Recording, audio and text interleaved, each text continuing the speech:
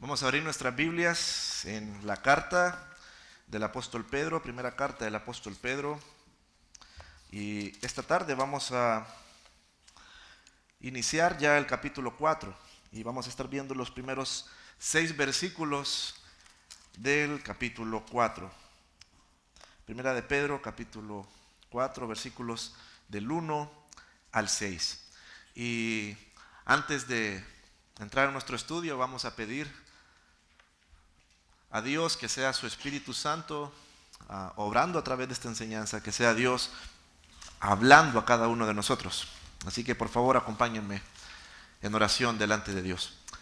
Padre, reconocemos que no hay otro, lo acabamos de cantar, Señor, aunque también sabemos que todos los días luchamos con pensamientos, Señor, que quieren tomar tu lugar.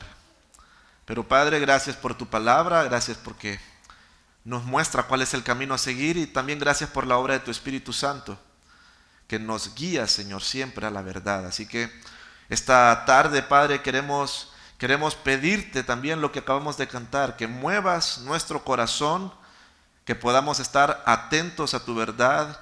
Señor, que renueves nuestro entendimiento y ayúdanos, Señor, a poder ver cuál es la voluntad, cuál es tu deseo para esta que es tu iglesia, para cada uno de mis hermanos y hermanas que en obediencia, Señor, a tu palabra se encuentran aquí esta tarde.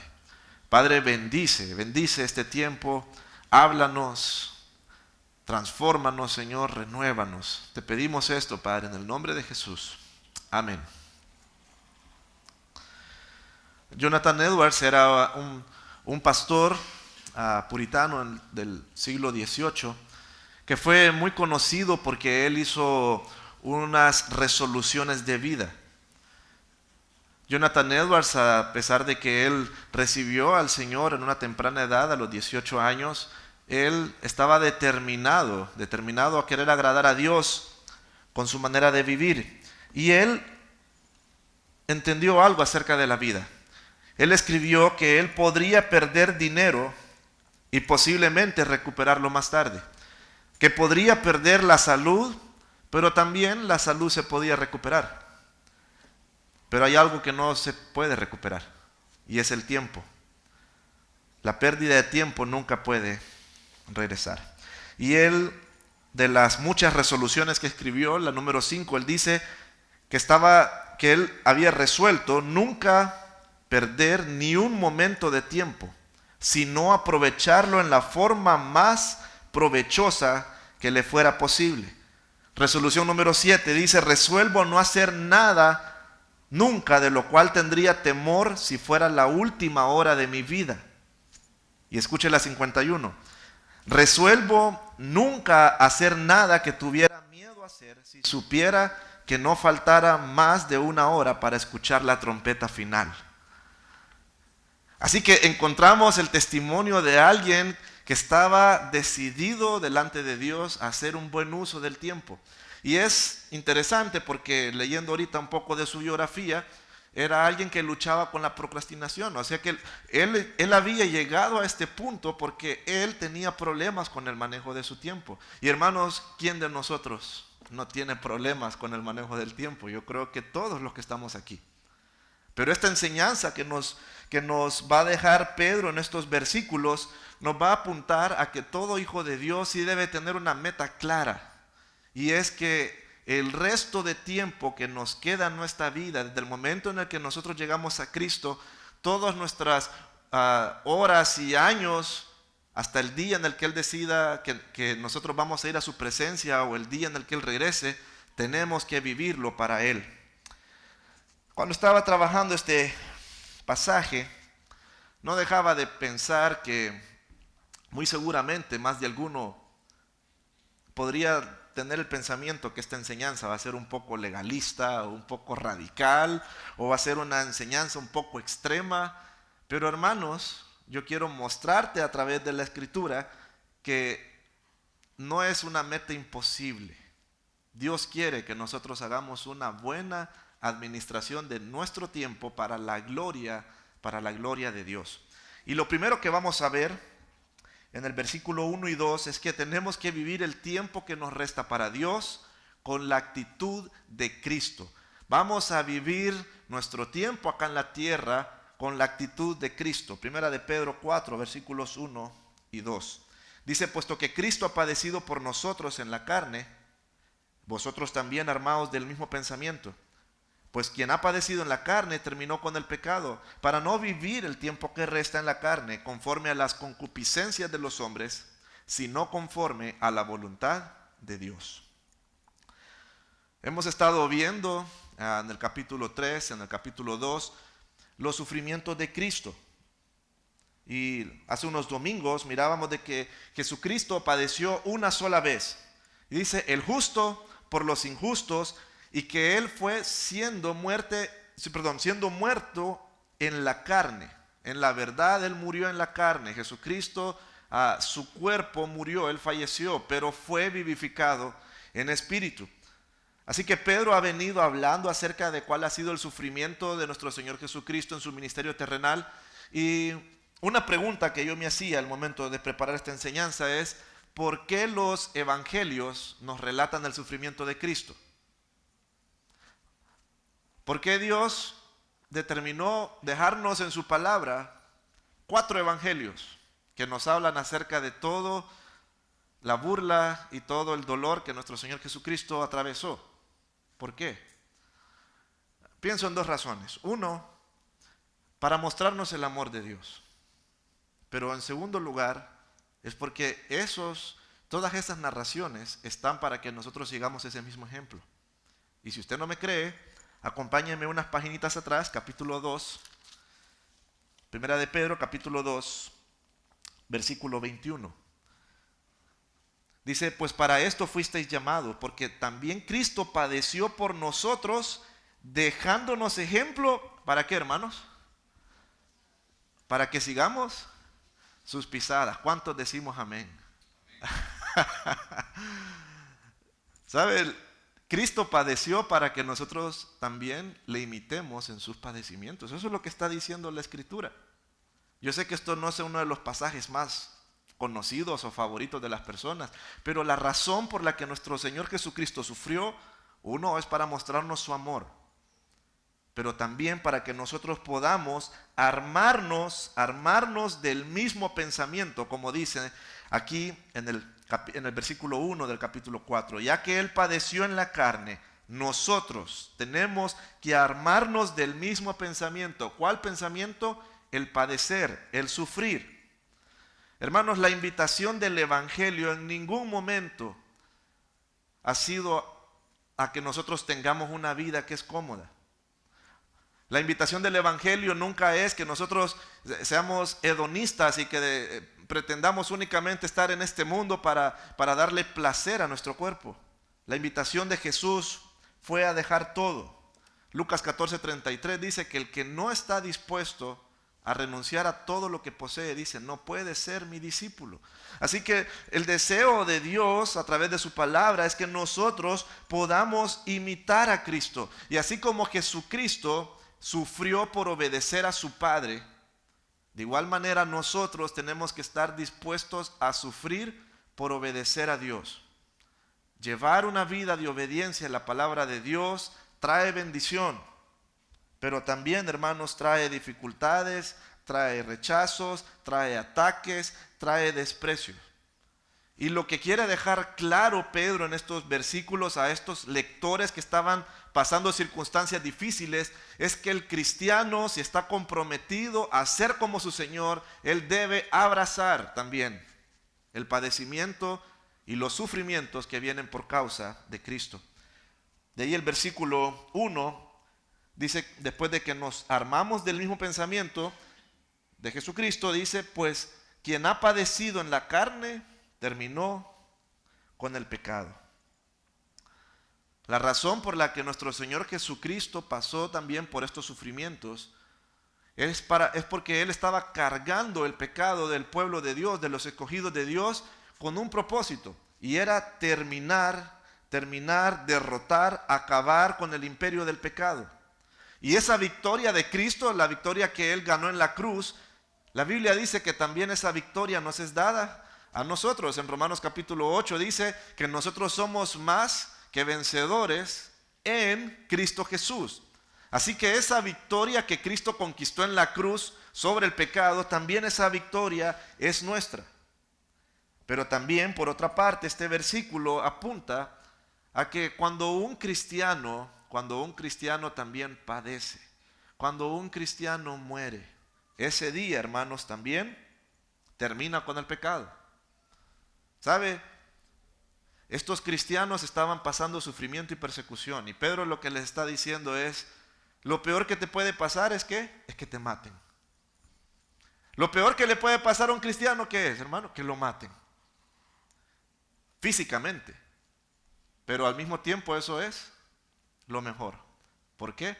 Porque en ese momento se acaba la lucha con el pecado.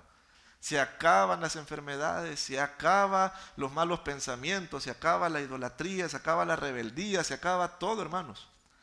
Así que esa victoria de Cristo también es dada a nosotros, y el día en el que nos toque dar ese paso de la muerte, vamos a tener una victoria total y definitiva. Luego el versículo 2 nos dice que este sufrimiento de Cristo, que terminó con el pecado, tiene un propósito. Dice: para no vivir el tiempo que resta en la carne conforme a las concupiscencias de los hombres, sino conforme a la voluntad de Dios. Cuando el Señor Jesucristo, después de hacer algunos milagros, en Lucas capítulo 14 se nos describe que Él volteó a ver hacia atrás y miró que había una gran multitud que venía tras Él. Y cuando Él mira que viene una gran multitud, y Él conocía que tal vez las motivaciones de estas personas no eran las motivaciones verdaderas por las cuales debían de seguirle a Él, Él se para y les dice que seguirle a Él tiene un costo. Y si hay algo que nosotros sí deberíamos de hacer hincapié cuando estamos discipulando a una persona, es que seguir a Cristo tiene un costo.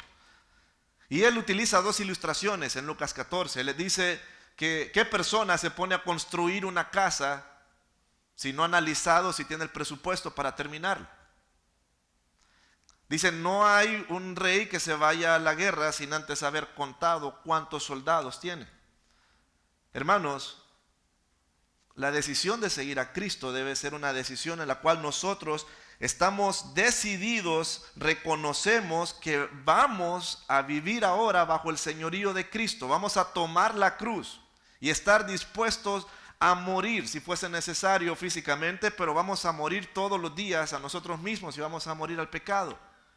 Así que cuando Él está diciendo que el sacrificio de Cristo tiene con el propósito de acabar o terminar con el pecado, dice que es para que el tiempo que nos resta en esta vida, nosotros ya no vivamos en la carne, sino que vivamos para hacer la voluntad de Dios. Hay algunas personas que vienen a Cristo a su temprana edad. Yo he escuchado a muchos que dicen que a los 6, a los 8, a los 10 años han llegado a Cristo. Hay otros que han llegado a Cristo en la edad media de sus vidas. No en la edad media, sino en la edad media de sus vidas. Y hay otros que ya llegan al final de su vida, ya en la vejez, llegan a los pies del Señor. Ahora, sin importar si usted vino a los 8, a los 40, a los 50 o 60 años, todos sí tenemos una misma responsabilidad. ¿Y sabe cuál es? Que el resto de tiempo que nos queda, vivir para hacer la voluntad de Dios. Así que eso nos debe de llevar a nosotros a preguntarnos, ¿de qué manera estamos utilizando el tiempo? Por lo general las personas suelen dividir su vida. Y ustedes van a escuchar a veces que alguien dice: mi vida laboral, mi vida familiar, mi vida espiritual. Pero yo le pregunto, ¿cuántas vidas tiene alguien? Tiene una. Y todo lo que usted haga en esa vida debe de ser espiritual. Su trabajo usted debe de hacerlo de manera espiritual. Su tiempo en familia debe de hacerlo de manera espiritual. Incluso su tiempo libre debe de ser algo espiritual. El resto de tiempo que nos queda en este mundo debemos usarlo de una manera en la que vamos a hacer la voluntad de Dios en todo el tiempo. Esa fue la convicción a la que llegó Jonathan Edwards, y yo creo que es la convicción a la que Pedro quiere que todo lector de este versículo también piense de la misma manera. No solamente debemos agradar a Dios en nuestro tiempo, en el trabajo, en la iglesia, en la familia. ¿Sabe? La Biblia dice que hasta en nuestros pensamientos. Salmo 19:14 dice: sean gratos los dichos de mi boca y la meditación de mi corazón delante de ti. O sea, al punto que hasta nuestros pensamientos deben de ser agradables delante de Dios.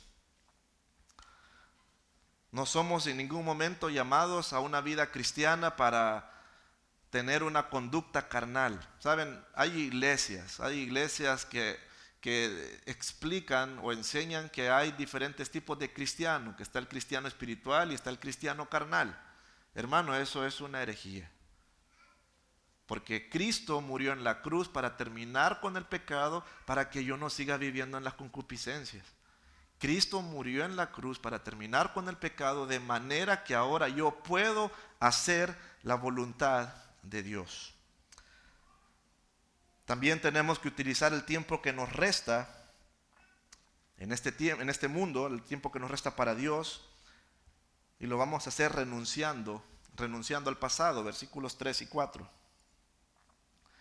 Dice: baste ya el tiempo pasado para haber hecho lo que agradaba a los gentiles, andando en lascivias, concupiscencias, embriagueces, orgías, disipación y abominables idolatrías. A estos les parece cosa extraña que vosotros no corráis con ellos en el mismo desenfreno de disolución, y os ultrajan. Esa expresión que aparece al inicio del versículo 3, donde dice baste ya, también se puede traducir como es suficiente. Ya no más, no puedes continuar viviendo de esa manera. Ya fue mucho el tiempo desperdiciado en el cual tú hacías cosas para satisfacer tu carne, en el cual tú hacías cosas para agradar a otras personas. Ya estuvo. Si has recibido a Cristo, si has entendido que Jesús murió en la cruz para terminar con el pecado, ya estuvo.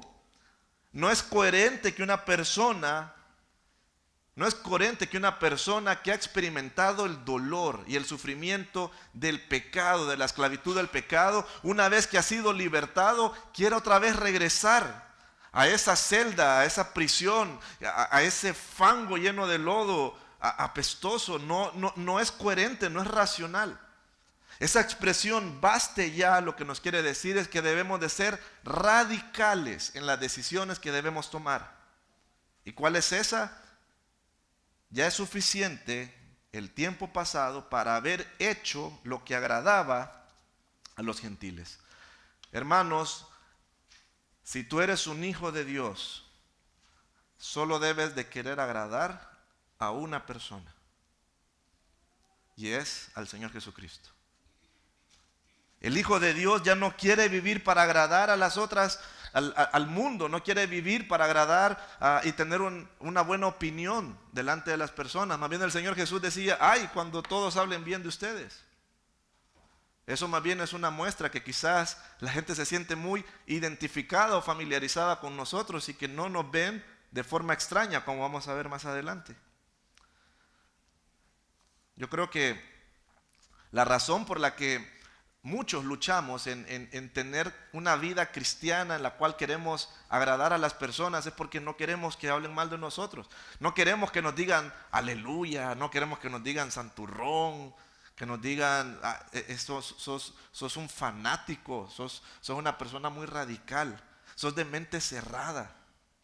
Y entonces, por temor a esas expresiones o por temor al rechazo, hay personas que quieren entonces querer vivir una vida cristiana en la cual quieren tratar de quedar bien con los dos bandos, pero la Biblia dice: baste ya. Nosotros ya no vivimos para agradar a estas personas, vivimos para agradar a Dios. Y después dice el versículo que ese tiempo ya es suficiente para haber hecho lo que agradaba a los gentiles, y después dice andando. Esa expresión andando lo que nos quiere transmitir es un estilo de vida. Y hermanos, vamos a ver una lista de pecados que aparecen de ahí en adelante. Y yo quisiera que los puedas observar. Dice, lascivia, concupiscencias, embriagueces, orgías, disipación y abominables idolatrías. Algo que caracteriza esta lista de pecados es que todos ellos tienen en común algo, y es que son pecados públicos. Estos pecados que vamos a ver en esta lista, que los vamos a ir viendo uno por uno, no son pecados que las personas cometen de una manera privada o aparte, sino que estos son pecados públicos y son pecados sociales. Y esto es bien importante que lo tengas en mente, porque Él está diciendo, basta ya para haber perdido el tiempo agradando a las personas. Y es que el cristiano tiene una lucha, que no quiere ser visto mal en la sociedad. Así que esta lista de pecados nos va a decir que un seguidor de Cristo debe de tener cuidado con los círculos sociales o a los lugares en donde va a andar. De repente ambientes de pecado en las pláticas, en las costumbres, en la música, en la vestimenta, en los vicios, etc. Y el primero que menciona es lascivia. Lascivia. Esta palabra lascivia está relacionada con libertinaje. Una persona que tiene un comportamiento desenfrenado, una persona que no tiene vergüenza de las cosas que hace, al punto que puede tener un estilo de vida que es moralmente feo de manera abierta. No le estorba, no le preocupa lo que la gente va a pensar de él. Esa es la idea de alguien que anda en lascivias. También esta palabra se traduce como sensualidad. Personas que pasan con excesos y una depravación moral. Hermanos, si usted mira afuera, eso es este mundo. Eso es este mundo. Hay muchas reuniones de círculos sociales en donde las personas en sus pláticas hablan abiertamente de sus infidelidades. Donde las personas hablan abiertamente de su fornicación. Donde las personas consienten que en reuniones hayan homosexuales o haya lesbianismo y dicen, no, es que pues Dios es amor. Todos tenemos que ser personas tolerantes. Pero hermanos, la Biblia nos dice, basta ya. El cristiano no debe de estar en ambientes en donde todo lo que se maneja es lascivia. Quizás alguien pueda decir, pastor, bueno, yo creo que ahí no estoy. La verdad es que mis reuniones no son con personas así. Yo quiero decirte que la lascivia también ahora está muy variada. Ya, se presenta de diferentes formas.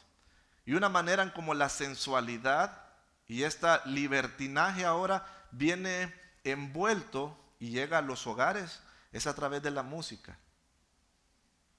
El otro día me encontraba en una tienda de ropa de segundo uso y estaba escuchando la música que tenían ahí en el ambiente y créanme que es una música repugnante. Es una música donde están describiendo un acto sexual de una manera vulgar. ¿Y sabe qué es lo más triste? Que las muchachas, las empleadas de esa tienda estaban cantando esas canciones. Y cuando yo voy a pagar a la caja, le digo a la muchacha, le digo, usted ya pensó en lo que usted está cantando. Le digo. Y me dice, sí, me dice, pero esa es la música que ponen aquí, me dice. Y a mí me gusta, me dice. ¿Sabe, hermanos? Eso es la forma en cómo este mundo quiere meter cada vez más la lascivia, la sensualidad, el libertinaje, no solamente ya en ambientes de reuniones, sino también a través de la música. El segundo pecado que aparece acá es concupiscencias. Las concupiscencias son pasiones desordenadas, el deseo por las cosas que son prohibidas. Esa es una concupiscencia, el deseo por las cosas que son prohibidas. Está muy relacionado con la lascivia. De ahí tenemos el tercer pecado, que es la embriaguez. Hermanos, la embriaguez es el pecado que tiene como propósito tomar alcohol o cualquier sustancia con el deseo de ser controlado. Esa es una definición de lo que es embriaguez. En este punto está hablando de alcohol, pero también nosotros podemos ver de manera implícita que es también el uso de cualquier sustancia. ¿Con qué propósito? De ser controlado. Y viene alguien y dice, bueno, voy a celebrar, estoy alegre y quiero celebrar. Entonces, ¿cómo celebra la gente del mundo? Tomando. Alguien está preocupado, estoy estresado, ¿qué necesito? Dice, ocupo tomar. Alguien está triste, ¿qué es lo que quiere hacer? Tomar. ¿Por qué? Porque quiere ser controlado por una sustancia para tal vez olvidar una situación o para tal vez llevar la alegría o la celebración a un siguiente nivel. Tristemente, cuando mencionamos embriaguez y mencionamos la palabra alcohol, a veces en las iglesias, muchas personas dicen, legalismo, porque la Biblia lo que prohíbe es embriagarse. Pero hermanos, se lo voy a ilustrar de esta manera. Si aquí hay un barranco, hermanos, y usted sabe que de ahí para allá hay un abismo que si usted se cae se va a golpear fuertemente, ¿qué sería lo más sensato y más prudente? ¿Pasar mi vida caminando así o mantenerme lo más separado posible de ese abismo? ¿Qué sería lo más sensato y prudente? Separarse, ¿verdad? Bueno, la Biblia tiene una larga lista de advertencias en contra de la embriaguez y la borrachera. Larga, en los proverbios la puede encontrar.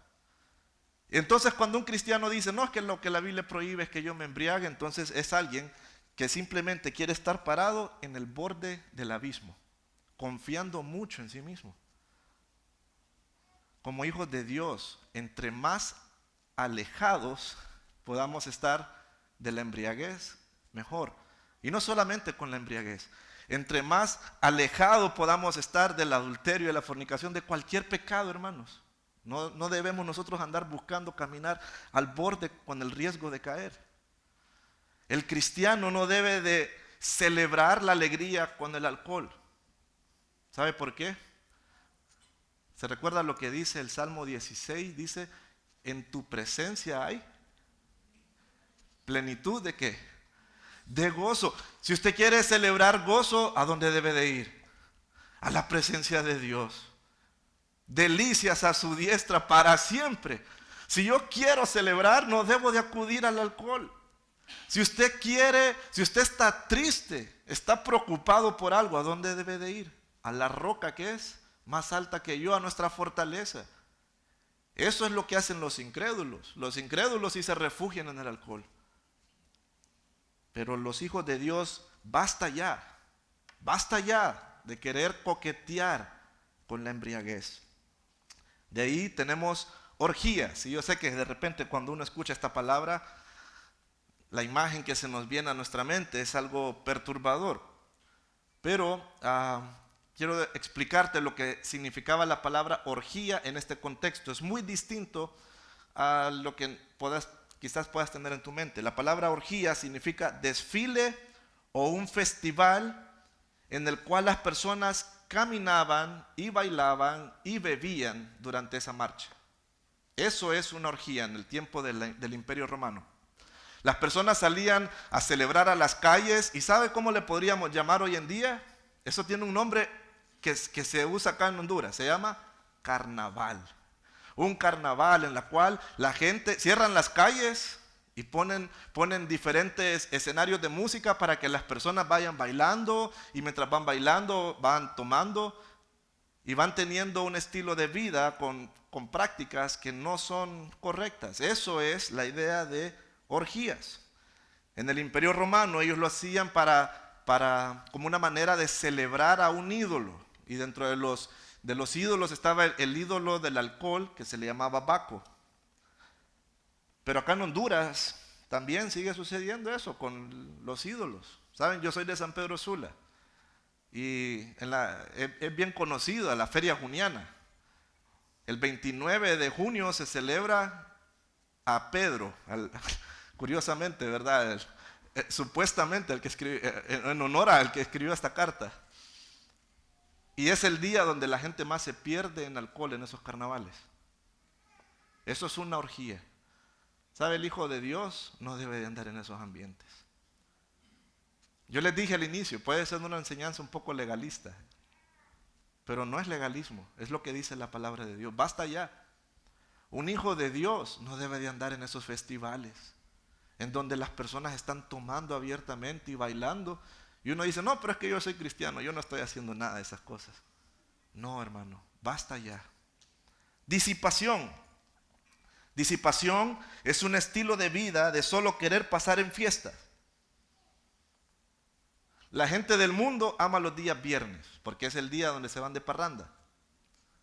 Una persona disipadora es una persona, no sé si ustedes han escuchado esa expresión, para esa persona todos los días es un viernes. O sea, alguien que siempre quiere pasar de fiesta, alguien que quiere parrandear de lunes a lunes. Esa es una persona que es disipadora, está derramando su tiempo, está desperdiciando su tiempo porque únicamente quiere pasar en la diversión. Y de ahí tenemos el último en la lista, abominables idolatrías.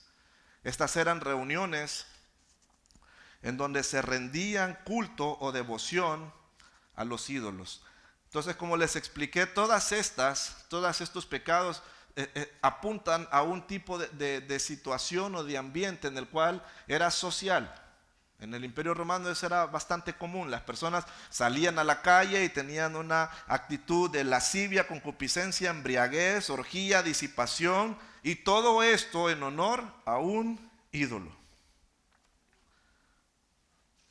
Toda devoción que alguien tenga a una cosa o a una persona que no es Dios, hermanos, eso es idolatría. Quizás nosotros en la actualidad, acá en Honduras, no vamos a salir a la calle y vamos a encontrar imágenes como altares puestos en los bulevares. Aunque hoy fuimos a un restaurante de comida china y literalmente tenían un ídolo con candelas e incienso. Si usted va a esos restaurantes va a observar que hay mucha idolatría. Pero en este tiempo la idolatría era algo altamente común. Usted salía a la calle y encontraba diferentes estatuas. Y lo que la Biblia está diciendo es de que el Hijo de Dios no debe de estar en esos ambientes, ni tampoco debe de rendirle devoción o adoración o admiración a cualquier cosa o persona que no es Dios. Ahora, la idolatría puede lucir distinto. ¿Sabe qué es idolatría? Tal vez un cantante. ¿Ha visto en los conciertos cómo la gente canta que algunas hasta parecen reunión de iglesia, con las manos levantadas y los ojos cerrados, cantándole a una persona que está en un escenario? ¿Y qué de los equipos de fútbol? Que hasta hay hombres que se tatúan los escudos de sus equipos. Rinden completa devoción a un equipo. ¿Sabe? Eso es idolatría. Hay un hermano que antes de la reunión me dijo, hay un equipo que juega a las 5:15, pero aquí estoy en la iglesia. Lo felicito. Lo felicito. Muy bien, entonces estos pecados eran pecados, como les digo, de sociedad. Y hermanos, el cristiano debe de apartarse de esos entornos.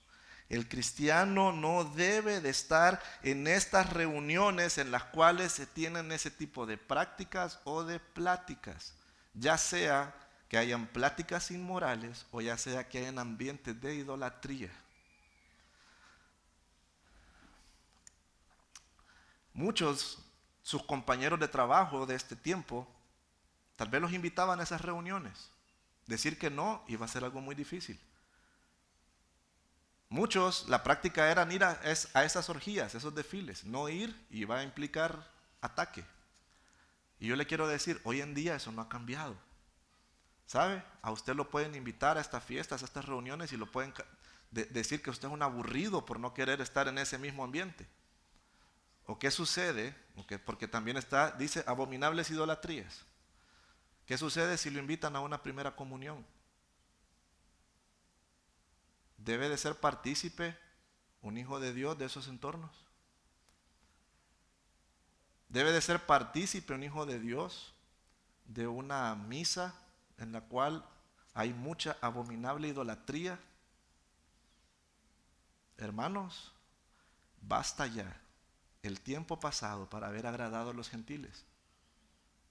Ahora, seriamente, yo le quiero preguntar, ¿cómo cree que le va a ir a usted en su círculo de amigos que no son del Señor o personas con las que usted se rodea que no son creyentes? ¿Cómo cree que le va a ir si usted actúa de esta manera como Pedro quiere que vivamos? ¿Qué cree que va a pasar? ¿Lo van a bloquear? Bueno, mire lo que dice el versículo 4. A estos les parece cosa extraña que vosotros no corráis con ellos en el mismo desenfreno de disolución y os ultrajan. ¿Sabe qué me gusta? Que dice, a estos les parece extraño. Porque sería muy triste que dijera que les parece familiar. Si hay algo que debe de caracterizar la vida del cristiano en medio de las personas del mundo, es que debe decir, es raro. Es raro, no se comporta como los demás, no habla como los demás, no escucha la misma música que los demás, sus pláticas no son como las demás, no va a los mismos restaurantes donde nosotros vamos o a los lugares nocturnos, es distinto. Bueno, porque ellos dicen, él es extraño. Y lo bueno es que no somos familiares para ellos. Sin embargo, en esta reacción de extraño, ellos toman una actitud que es muy peligrosa. Dice, os ultrajan. Y esa palabra ultrajan significa blasfemia. Ellos van a calumniar, ellos van a decir cosas feas acerca de ustedes, ellos los van a difamar, van a decir mentiras. Esa es la respuesta que va a tener las personas del mundo cuando miran que usted no quiere ser parte de esos ambientes sociales. Y aquí es donde está nuestro problema. No queremos que hablen mal de nosotros. Es que yo voy a ir para no tener mal testimonio, porque la Biblia dice que yo debo tener buen testimonio. Es mentira. No quiere, usted va a ir porque no quiere que hablen mal de usted. Por eso está el temor a la blasfemia, a la calumnia. Pero la Escritura nos dice, hermano, basta ya. Todo su tiempo antes de conocer a Cristo, tal vez eso era normal. Pero a una vez que hemos venido a Dios, ahora queremos agradarlo solamente a Él. Y nuestro tercer y último punto, vamos a vivir el tiempo que nos resta para Dios pensando en la eternidad. Tercer punto, pensando en la eternidad, versículos 5 y 6. Pero ellos darán cuenta al que está preparado para juzgar a los vivos y a los muertos, porque por esto también ha sido predicado el evangelio a los muertos, para que sean juzgados en carne según los hombres, pero vivan en espíritu según Dios. Quiero que por favor mire el hilo que está conectando estos pasajes. Está diciendo, basta ya, ya cristiano que quieres tener la actitud de Cristo de padecer por obediencia a la palabra de Dios. Cristiano, basta ya, ya no vas a hacer las cosas para agradar a la gente del mundo. Ellos se van a extrañar y van a hablar mal y te van a calumniar y van a blasfemar. Pero mira lo que dice la Biblia, dice, ellos van a dar cuenta y van a ser juzgados. Nos pone una imagen en la cual toda aquella persona que se opone, rechaza y tiene una actitud hostil ante el evangelio, está apuntando a que en el día del juicio el Señor Jesucristo va a hacer justicia. Los incrédulos van a dar cuenta por su pecado, van a dar cuenta por sus mentiras, por las blasfemias, por las burlas, por las calumnias, todo eso que usted quiere evitar que digan de usted. Bueno, el Señor dice, no se preocupe. Si se van a burlar y le van a decir aleluya, y fanático y religioso y mente cerrada, dice el Señor, no se preocupe, ellos van a dar cuenta un día por eso. Pero nosotros debemos de tener la mirada puesta en la eternidad. Los impíos van a dar cuenta delante de Dios, pero de ahí tenemos el versículo 6, que es un versículo que ha sido muy polémico, un versículo en el cual hay malas interpretaciones de este texto, porque dice que el evangelio ha sido predicado a los muertos. Y es con este pasaje donde algunas personas dicen que entonces Jesucristo fue al infierno o a visitar a los espíritus encadenados para predicarles el evangelio y poder rescatar a algunos. Sin embargo, como ya enseñamos anteriormente, Hebreos 9:27 dice que está establecido para los hombres que mueran una sola vez y después de esto el juicio. Una vez que una persona en vida no quiso seguir al Señor, esa persona ya no hay vuelta atrás. Así que, ¿qué significa que les predicaron el evangelio a los muertos? Pues una interpretación que tienen muchos teólogos y pastores, y yo también estoy de acuerdo con esta interpretación, es que está describiendo Pedro que muchos de las personas, muchos miembros de la iglesia, muchos cristianos, se les predicó el evangelio, ellos creyeron, pero ¿saben qué sucedió con ellos? Ellos murieron por causa de la persecución, ellos murieron por causa de obedecer a Cristo. A ellos se les fue predicado el evangelio, pero ellos fallecieron en armarse, porque se armaron con la misma actitud, el mismo pensamiento del Señor Jesucristo de aceptar y abrazar el sufrimiento por obediencia al Padre. Y entonces, como ellos han muerto, dice el versículo, son juzgados en carne según los hombres, o sea, su padecimiento en la carne, ellos lo recibieron en base a lo que los hombres consideraban que era correcto, darles una pena de muerte por ser cristianos, sobre todo en este contexto en el que eran perseguidos. Pero nos dice qué sucede con el cristiano que ha recibido el evangelio. Dice, vive en espíritu según Dios. Y a esta parte del bosquejo yo le puse, los creyentes que mueren, viven. Eso es lo que está diciendo. Un cristiano, una persona a la que se le compartió el evangelio y creyó, y se convirtió en un creyente, cuando él muere, y si era una muerte, como en este contexto, por causa de padecer, de sufrir por obediencia a Cristo, en el momento en el que esa persona muere, dice, su espíritu sigue vivo. Su espíritu sigue vivo. Eso fue lo que le dijo el Señor Jesucristo al ladrón en la cruz. Le dice, hoy estarás conmigo en el paraíso. Ese hombre murió, pero al morir siguió vivo. Murió físicamente, pero en espíritu vive. Hermanos, los cristianos tenemos vida eterna. Un día vamos a morir físicamente. Pero ¿sabes qué es lo bonito? Que nuestra alma, nuestra parte inmaterial, no muere. Más bien sigue, continúa con una vida eterna. Romanos 2, versículos 6 y 11. Nos habla acerca de qué va a pasar en este día del juicio. Romanos 2, versículos 6 al versículo 11. Recuerda el contexto.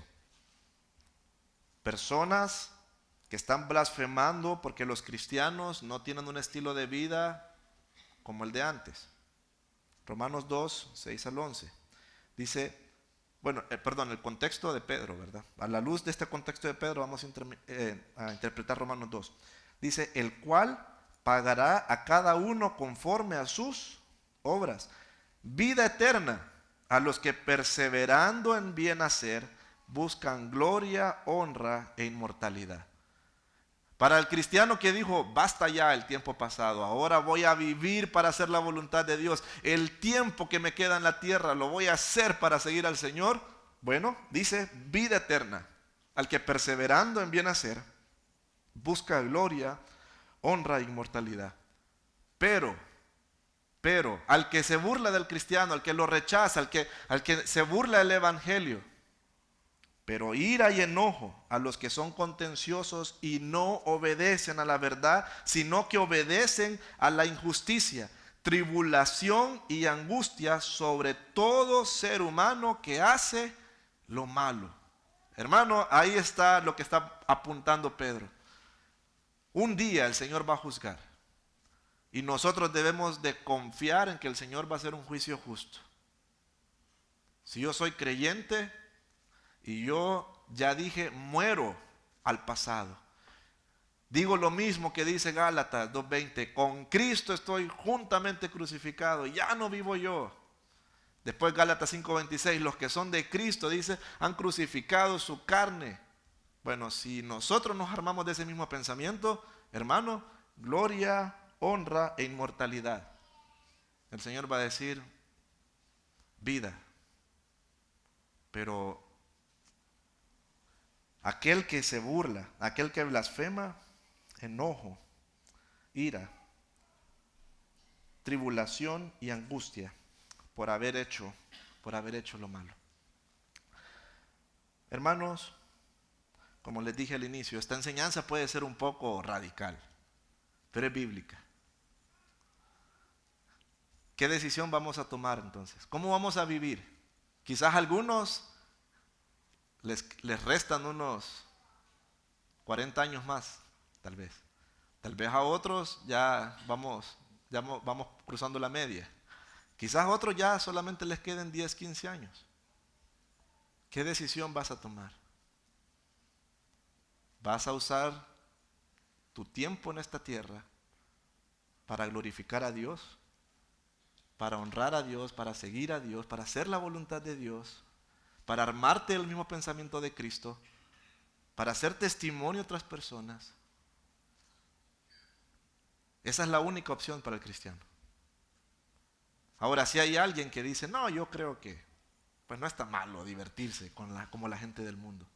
No tiene nada de malo que yo, pues, de vez en cuando, ¿verdad?, tenga un estilo de vida como la que se menciona en este pasaje. Hermano, está caminando al borde del abismo. Y su caída puede ser muy fuerte, o puede ser que tal vez no tenga vida. Puede ser que tal vez no sea de los hermanos, de los cristianos, de los hijos de Dios. Así que esta enseñanza yo creo que nos debe de llevar a nosotros a evaluarnos. ¿Cómo estoy usando mi tiempo? Que Dios nos muestre y nos dé la convicción para poder tomar determinaciones firmes de usar nuestro tiempo para la gloria de Dios. Determinaciones firmes, así como las que vimos al inicio, como Jonathan Edwards, un hermano, así como usted y como yo, que en obediencia a la palabra de Dios, él dijo, voy a usar mi tiempo para Él, voy a vivir para Él y quiero honrarle con todo lo que yo soy. Hermanos, que el Señor bendiga su palabra. Padre, sé que esta enseñanza puede ser un poco dura, pero tu palabra es como un martillo y como una espada que penetra y discierne los pensamientos, Señor.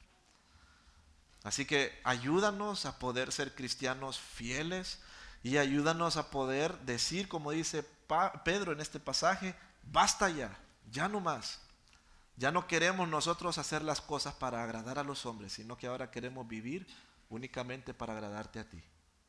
Señor, ayúdanos a poder tener esta convicción. Pon en nosotros, Señor, esos nuevos anhelos. Que tu Espíritu Santo realmente nos encienda, Señor, y ponga ese fuego en nosotros para no tener un estilo de vida en las concupiscencias. Padre, líbranos de estar apagando la obra de tu Espíritu en nuestro corazón. Ayúdanos, Señor, a ser dóciles, a ser obedientes a tu palabra.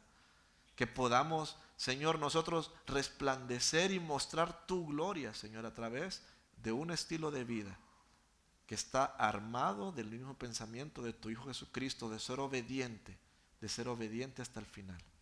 Ayúdanos, Señor, a tomar la cruz todos los días y a seguirte. Esa es la invitación del Evangelio. Pero sabemos que nuestro destino es un destino glorioso.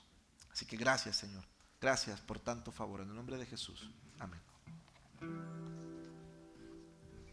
Amén. Con ese ánimo que podemos recibir a través de la palabra,